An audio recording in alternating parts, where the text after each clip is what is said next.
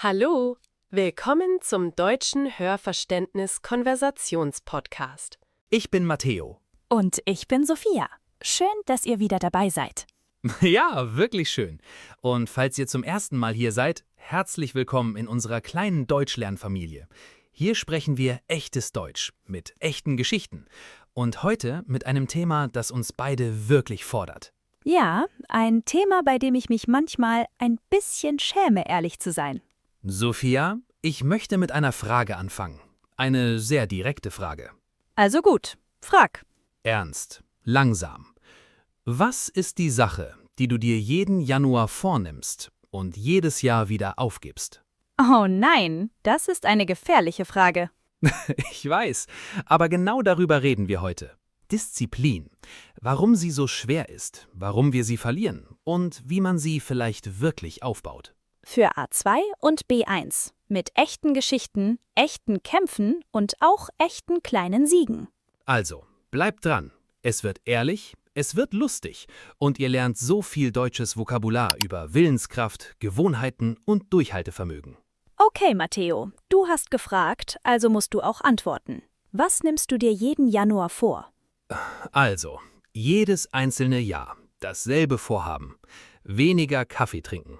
Weniger Kaffee? Du? Ich weiß, wie absurd das klingt, aber jedes Jahr am 1. Januar sage ich mir, dieses Jahr trinke ich nur eine Tasse am Tag. Und wie lange hältst du das durch? Also, letztes Jahr habe ich es bis zum 3. Januar geschafft. Bis zum 3. 2 Tage. 2 Tage. Und dann, es war ein Montag. Ich hatte schlecht geschlafen, ich hatte ein wichtiges Meeting und ich habe mir gesagt, nur heute noch 2 Tassen. Und dann war das Vorhaben komplett vorbei. Das kenne ich so gut. Dieser eine kleine Kompromiss. Und dann bricht alles zusammen. Zusammenbrechen, das bedeutet, dass etwas plötzlich vollständig fällt, endet. Ein Plan bricht zusammen, er scheitert komplett, oft nur nach einer kleinen Ausnahme. Genau. Und ich glaube, das ist etwas, das wirklich jeder Mensch kennt. Diese kleine Ausnahme, die zu einer großen Kapitulation wird. Und du, Sophia? Was ist deine ewige Januar-Vorsatzkatastrophe? Oh, also meine ist wahrscheinlich noch schlimmer. Ich nehme mir jedes Jahr vor, mein Handy weniger zu benutzen. Vor allem abends. Und wie läuft das? Schrecklich. Also, ich habe mir letztes Jahr sogar eine App heruntergeladen, die mich blockiert. Nach 22 Uhr sollte das Handy einfach gesperrt sein. Eine App gegen das Handy. Ironisch, oder? Und weißt du, was ich gemacht habe? Ich habe herausgefunden, wie man die App umgeht. Ich habe die App gelöscht und dann wieder installiert, um den Timer zurückzusetzen. Nein! Doch, ich habe wirklich mein Gehirn benutzt, nicht um diszipliniert zu sein, sondern um Disziplin zu umgehen. Umgehen? Einen Weg um etwas herumfinden. Ein Hindernis erweiden, ohne es wirklich zu überwinden. Sophia hat die App umgangen, statt ihr zu folgen. Und das war der Moment, wo ich verstanden habe, echte Disziplin kommt nicht von außen, nicht von einer App, nicht von einer Regel. Sie muss von innen kommen. Das ist so eine wichtige Erkenntnis. Ja, und seitdem denke ich viel darüber nach, was ist eigentlich der Unterschied zwischen den Bereichen, wo ich diszipliniert bin, und den Bereichen, wo ich es überhaupt nicht bin. Und hast du eine Antwort gefunden? Ich glaube schon. Also beim Malen bin ich extrem diszipliniert. Jeden Samstag, ohne Ausnahme, seit vielen Jahren. Aber beim Handy komplett undiszipliniert. Und der Unterschied? Beim Malen, ich liebe es. Es fühlt sich nicht wie eine Pflicht an. Es ist eine Belohnung für mich, nicht eine Aufgabe. Aber weniger Handy zu benutzen, das fühlt sich an wie eine Bestrafung, wie etwas, das ich mir wegnehme. Das ist so ein wichtiger Unterschied. Disziplin, die auf Liebe basiert, ist viel leichter als Disziplin, die auf Verzicht basiert. Genau. Verzicht, das Wegnehmen von etwas, das man mag. Es ist psychologisch viel schwerer, als etwas zu tun, das man liebt. Das erklärt so viel. Warum meine Meditation gescheitert ist, die hat sich auch wie eine Pflicht angefühlt, nicht wie eine Freude. Genau. Und ich glaube, vielleicht ist der Schlüssel, Disziplin so umzugestalten, dass sie sich mehr wie Malen fühlt und weniger wie Handyverzicht. Umgestalten, etwas verändern, eine neue Form geben. Man gestaltet eine Aufgabe um. Man macht sie angenehmer, attraktiver. Okay, lass uns über die Sprache reden. Wie spricht man auf Deutsch über Disziplin, über Vorsätze, über das Scheitern und wieder anfangen. Ja, also, der wichtigste Satz für Neujahrsvorsätze ist: Ich nehme mir vor, plus zu plus Infinitiv. Ich nehme mir vor, weniger Kaffee zu trinken. Sich etwas vornehmen, sich ein Ziel setzen, eine Absicht formulieren, das ist der klassische Ausdruck für Vorsätze auf Deutsch. Und dann, mein Vorsatz ist, ganz direkt, mein Vorsatz ist, jeden Tag zu meditieren.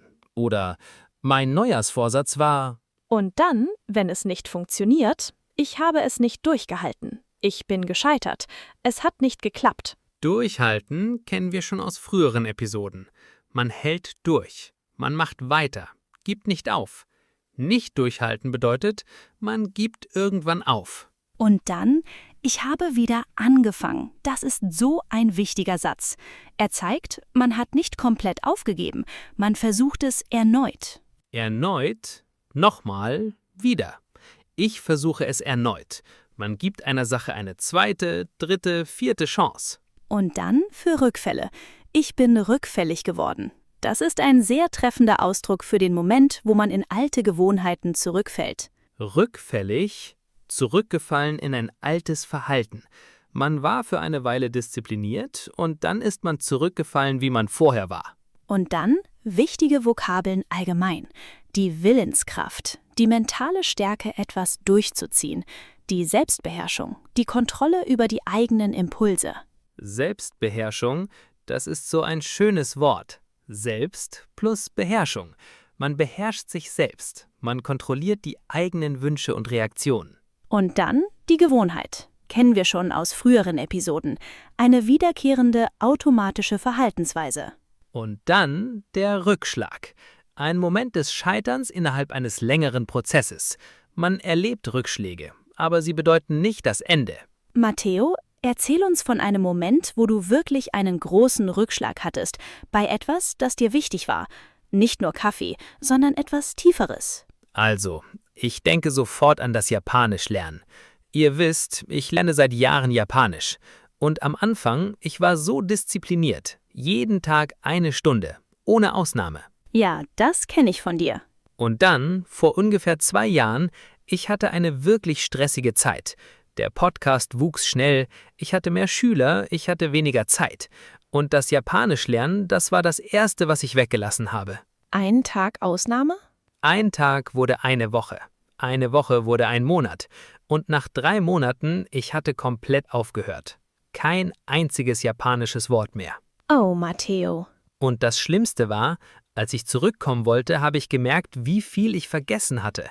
So viele Kanji-Zeichen, so viele Grammatikregeln, einfach weg.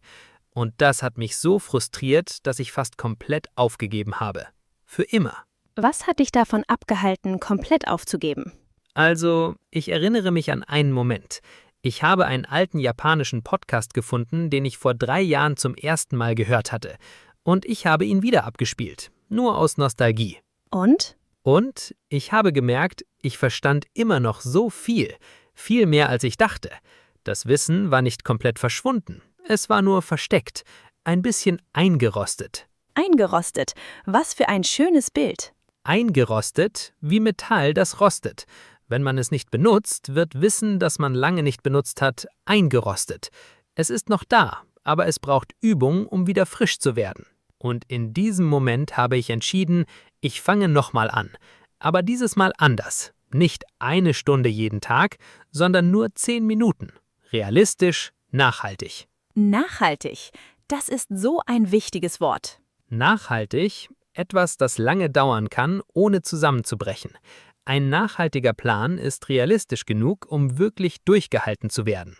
Und seitdem, seit 8 Monaten jetzt, 10 Minuten jeden Tag. Kein einziger Tag verpasst, weil 10 Minuten so klein sind, dass ich keine Ausrede finden kann. Das ist so eine kraftvolle Lektion, Matteo. Weniger, aber wirklich beständig. Das schlägt viel, aber unbeständig. Genau das habe ich gelernt. Und jetzt, endlich, fühle ich mich, als hätte ich eine echte, dauerhafte Beziehung zu dieser Sprache aufgebaut. Nicht nur eine intensive, kurzlebige Affäre. Eine Affäre mit der japanischen Sprache. Genau das war es. Eine leidenschaftliche, aber kurzlebige Affäre. Habt ihr die Vergangenheitsformen bemerkt? Ich hatte aufgehört. Ich habe gemerkt. Ich habe entschieden. Eine wirklich emotionale Geschichte, erzählt mit natürlichem Perfekt. Und jetzt ich, eine Geschichte über einen Rückschlag, der mich wirklich getroffen hat. Bitte, erzähl. Also, vor 2 Jahren habe ich versucht, jeden Tag zu schreiben. Nicht Designarbeit, sondern ein persönliches Projekt. Ein illustriertes Kinderbuch, das ich schon lange schreiben wollte. Ein Kinderbuch? Das wusste ich nicht. Ich habe es nie erwähnt, weil ich mich ein bisschen geschämt habe, es nicht fertigzustellen. Also, ich habe mir vorgenommen, jeden Abend eine halbe Stunde zu schreiben und zu illustrieren. Und wie lief es? Am Anfang sehr gut. 3 Wochen lang, jeden Abend, ohne Ausnahme. Und dann bin ich krank geworden. Eine richtige Grippe. 1 Woche im Bett. Das ist verständlich, dass man dann pausiert. Ja, das war okay. Das Problem war, nach der Grippe, ich habe nicht wieder angefangen.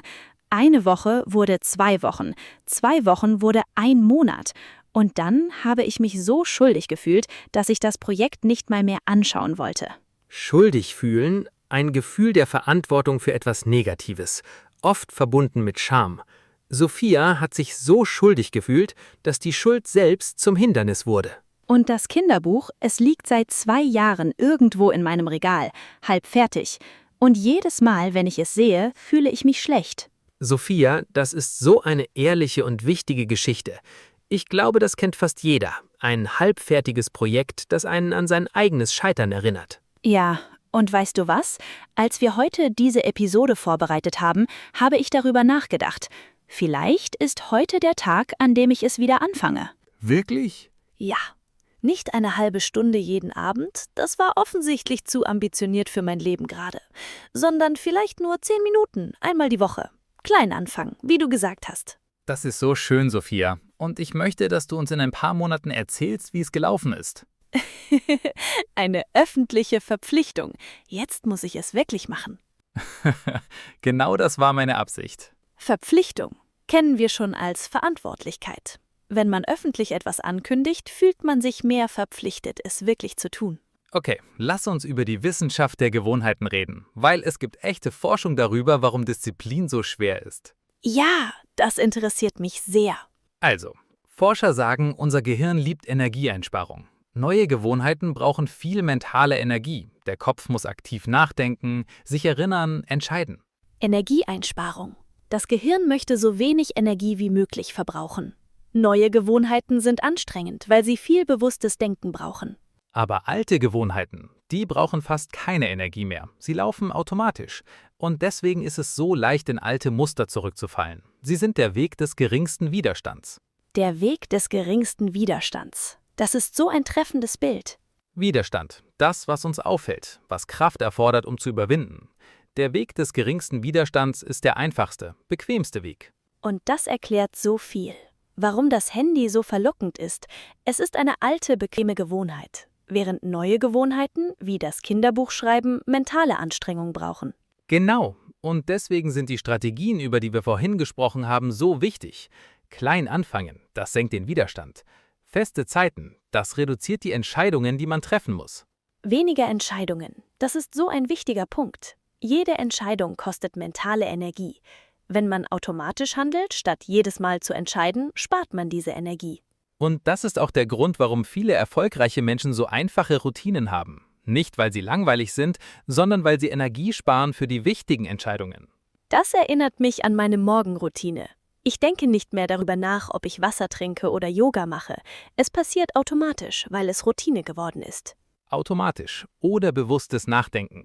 Das ist das Ziel guter Disziplin, dass sie irgendwann nicht mehr wie Disziplin wirkt, sondern wie einfaches Leben. Ich liebe diesen Gedanken. Disziplin, die sich nicht mehr wie Disziplin anfühlt. Okay, lass uns über die Rolle der Umgebung reden, weil das ist eine so unterschätzte Sache bei Disziplin. Ja, die Umgebung. Das, was um uns herum ist. Es beeinflusst uns viel mehr, als wir denken. Also, zum Beispiel, ich habe erwähnt, dass ich meine Laufschuhe abends bereitlege, direkt neben das Bett. Das ist eine Umgebungsstrategie. Ich mache es einfacher für mich, die richtige Wahl zu treffen. Genau. Und bei mir, ich habe mein Aquarellzeug immer offen auf dem Tisch, nicht im Schranke versteckt. Wenn ich es sehe, habe ich viel eher Lust zu malen. Bereitlegen. Etwas im Voraus bereitstellen, damit es leicht zugänglich ist. Man legt Dinge bereit, um Hindernisse zu reduzieren. Und andersherum, mein Handy. Ich habe kürzlich angefangen, es abends in einem anderen Zimmer zu lassen, nicht neben dem Bett. Und funktioniert das? Viel besser als die App, weil ich es nicht komplett verbiete. Ich mache es nur ein bisschen unbequemer, es zu benutzen. Und dieser kleine Unterschied, er macht so viel aus. Unbequem machen. Das Gegenteil von bequem, leicht zugänglich. Wenn man schlechte Gewohnheiten unbequemer macht, wird man sie seltener ausführen. Und das gilt auch fürs Deutschlernen. Wenn ihr, unsere Zuhörer, es euch leicht machen wollt zu lernen, legt euer Deutschbuch neben das Bett oder ladet euch diesen Podcast schon am Vorabend herunter. Umgebung gestalten, statt nur auf Willenskraft zu vertrauen. Das ist so eine kluge Strategie. Vertrauen auf, sich auf etwas verlassen. Man sollte sich nicht nur auf Willenskraft verlassen, die ist begrenzt und ermüdet. Man sollte auch die Umgebung nutzen. Okay, lass uns über die Balance zwischen Disziplin und Selbstmitgefühl reden, weil das ist vielleicht das Wichtigste heute. Ja, das ist so ein wichtiges Thema. Selbstmitgefühl. Mitgefühl mit sich selbst. Freundlichkeit, wenn man selbst leidet oder scheitert. Nicht Selbstkritik, sondern Verständnis. Und ich glaube, viele Menschen denken, Disziplin bedeutet, hart zu sich selbst zu sein. Streng, ohne Nachsicht. Aber die Forschung zeigt eigentlich das Gegenteil. Menschen mit mehr Selbstmitgefühl, sie halten Gewohnheiten tatsächlich länger durch, als Menschen, die sich hart bestrafen. Bestrafen. Jemanden für einen Fehler leiden lassen. Sich selbst bestrafen bedeutet, sich für einen Fehler mit negativen Gedanken oder Gefühlen zu quälen. Weil, wenn man sich für einen Rückschlag hart bestraft, fühlt man sich schlecht. Und wenn man sich schlecht fühlt, sucht das Gehirn Trost. Oft in genau der Gewohnheit, die man vermeiden wollte. Das ist genau, was mit meinem Kinderbuch passiert ist. Ich habe mich so schlecht gefühlt wegen der Pause, dass ich mich noch mehr davor gedrückt habe. Sich vor etwas drücken, etwas vermeiden, dem man sich ausweichen möchte. Sophia hat sich vor dem Kinderbuch gedrückt, weil die Schuldgefühle zu stark waren. Und das ist so eine wichtige Lektion. Wenn ihr einen Tag verpasst, Deutsch üben, Sport machen, was auch immer, seid nicht grausam zu euch selbst. Sagt euch einfach, okay, morgen fange ich wieder an. Genau das habe ich mit dem Japanischlernen gemacht. Ich habe mir vergeben. Und dieses Vergeben, es hat mir den Weg zurück geöffnet. Vergeben. Jemandem, auch sich selbst, keinen Groll mehr wegen eines Fehlers tragen. Sich selbst vergeben ist manchmal schwerer, als jemand anderem zu vergeben. Und ich glaube, das ist die wahre Bedeutung von Disziplin. Nicht Perfektion, sondern die Fähigkeit, immer wieder anzufangen. Mit Freundlichkeit. Immer wieder anfangen mit Freundlichkeit. Das sollte unser Motto für heute sein. Okay, lass uns eine praktische Übung machen. Ich möchte, dass wir über verschiedene Situationen sprechen, wie man auf Deutsch über Disziplinversuche und Rückschläge redet. Ja, los geht's! Situation 1. Ein Freund fragt dich, wie läuft eigentlich dein Vorsatz, mehr Sport zu machen? Also, ehrlich gesagt, nicht so gut, wie ich gehofft hatte. Ich hatte mir vorgenommen, 3-mal die Woche zu trainieren, aber die ersten 2 Wochen liefen super. Und dann bin ich krank geworden und ich hab's einfach nicht mehr geschafft, wieder anzufangen. Aber weißt du was? Ich gebe mir keine Schuld dafür. Ich fange diese Woche einfach wieder an mit einem realistischeren Plan. Perfekt. Habt ihr gehört? Ehrlichkeit über das Scheitern ohne Selbstkritik. Und dann ein neuer realistischer Plan. Das ist genau die richtige Einstellung. Jetzt du. Situation 2. Jemand fragt, hast du diese Woche schon Deutsch geübt? Also nicht so viel, wie ich wollte, ehrlich gesagt. Ich hatte eine sehr stressige Woche bei der Arbeit. Aber gestern Abend habe ich mich hingesetzt und wenigstens 10 Minuten geübt. Kleine Schritte sind besser als gar keine Schritte, oder? Genau richtig. Kleine Schritte sind besser als gar keine Schritte. Das ist wirklich weise. Und diese Einstellung, sie nimmt so viel Druck weg. Man muss nicht perfekt sein. Man muss nur weitermachen. Und jetzt seid ihr dran. Pausiert den Podcast. Beschreibt eine eigene Erfahrung mit einem Vorsatz. Laut auf Deutsch. War er erfolgreich? Ist er gescheitert? Was habt ihr gelernt? Benutzt die Ausdrücke, die wir gelernt haben. Ich hatte mir vorgenommen, ich bin rückfällig geworden, ich habe wieder angefangen. Diese Übung ist so wichtig, über echte Erfahrungen auf Deutsch zu sprechen, mit echter Emotion. Okay, lass uns noch über eine letzte Sache reden. Wie Disziplin sich über Jahre verändert und wie sie einfacher wird. Ja, das ist so eine hoffnungsvolle Erkenntnis. Also, meine Erfahrung mit dem Laufen. Nach 8 Jahren. Es fühlt sich heute überhaupt nicht mehr wie Disziplin an. Es ist einfach Teil von mir. Wie Zähneputzen. Wie Zähneputzen. Das ist so ein gutes Beispiel. Niemand braucht Willenskraft, um sich die Zähne zu putzen. Genau, weil es eine tief eingebrannte Gewohnheit ist. Und ich glaube, das ist das eigentliche Ziel. Disziplin so lange zu üben, bis sie zur Identität wird, nicht mehr zur Anstrengung. Eingebrannt, tief eingeprägt, fest etabliert, fast unmöglich zu vergessen. Eine eingebrannte Gewohnheit ist eine, die wirklich zu einem Teil des Lebens geworden ist. Und ich glaube, das gibt mir wirklich Hoffnung für mein Kinderbuch. Vielleicht braucht es einfach Zeit, Jahre sogar, bis es sich natürlich anfühlt. Genau. Und das gilt fürs Deutschlernen so sehr. Am Anfang, jedes Wort braucht Anstrengung. Nach Jahren, die Sprache fließt einfach. Und ich glaube, das ist auch eine wichtige Botschaft für unsere Zuhörer. Wenn ihr euch heute anstrengen müsst, um Deutsch zu üben, das ist völlig normal. Mit der Zeit wird es leichter. Viel leichter. Und irgendwann, ihr denkt gar nicht mehr darüber nach, dass ihr Disziplin braucht. Es wird einfach Teil von euch. Okay, lass uns jetzt zusammenfassen. Was haben wir heute gelernt? Erstens, wichtige Ausdrücke für Vorsätze und Disziplin. Ich nehme mir vor, mein Vorsatz ist, ich halte durch. Ich bin rückfällig geworden, ich habe wieder angefangen. Zweitens, der Unterschied zwischen Disziplin, die auf Liebe basiert, und Disziplin, die auf Verzicht basiert. Liebe ist viel leichter zu durchhalten. Drittens, die Wissenschaft der Gewohnheiten. Das Gehirn liebt Energieeinsparung. Neue Gewohnheiten brauchen mentale Energie, bis sie zu automatischen, eingebrannten Routinen werden. Viertens, praktische Strategien. Klein anfangen, die Umgebung gestalten, Verantwortlichkeit finden und vor allem Selbstmitgefühl statt Selbstbestrafung. Und fünftens, das Wichtigste. Wahre Disziplin bedeutet nicht Perfektion, sie bedeutet immer wieder anzufangen, mit Freundlichkeit zu sich selbst, nicht mit Härte. Immer wieder anfangen mit Freundlichkeit. Das nehme ich heute wirklich mit. Und ich auch. Vielleicht versuche ich es sogar nochmal mit der Meditation. Diesmal 5 Minuten, nicht 20. 5 Minuten, das schaffst du bestimmt länger als 4 Tage. Das hoffe ich wirklich. Und jetzt eure Hausaufgabe. Schreibt uns in die Kommentare, auf Deutsch, von einem Vorsatz, den ihr hattet. Ist er gelungen? Ist er gescheitert? Was habt ihr daraus gelernt? 4 bis 6 Sätze. Benutzt die Ausdrücke, die wir heute gelernt haben. Wir lesen alles und wir bewundern jeden, der ehrlich über seine Strengeln mit Disziplin spricht. Und wenn euch diese Episode gefallen hat, abonniert Speak Deutsch Now. Drückt auf die Glocke. Und teilt den Podcast mit jemandem, der gerade versucht, eine neue Gewohnheit aufzubauen oder der vielleicht gerade einen Rückschlag erlebt. Diese Episode könnte genau das sein, was jemand heute braucht. Passt auf euch auf, seid diszipliniert, aber vor allem seid freundlich zu euch selbst. Freundlich zu euch selbst. Auch beim Deutschlernen. Auch bei jedem verpassten Tag. Denn Fehler und Rückschläge sind nicht das Ende der Geschichte. Sie sind einfach der Moment, in dem ihr wieder anfangt. Tschüss, ihr Lieben, und geht ruhig auch mal eure Cannoli essen. Immer die Cannoli. Ein bisschen Nachsicht gehört dazu. Ein bisschen Nachsicht und dann morgen wieder weiter. Und denkt daran. Zusammen, Fehler sind Freunde. Und Rückschläge sind nur Pausen, nicht das Ende. Genau. Tschüss. Tschüss und bleibt dran, ihr Lieben. Immer wieder.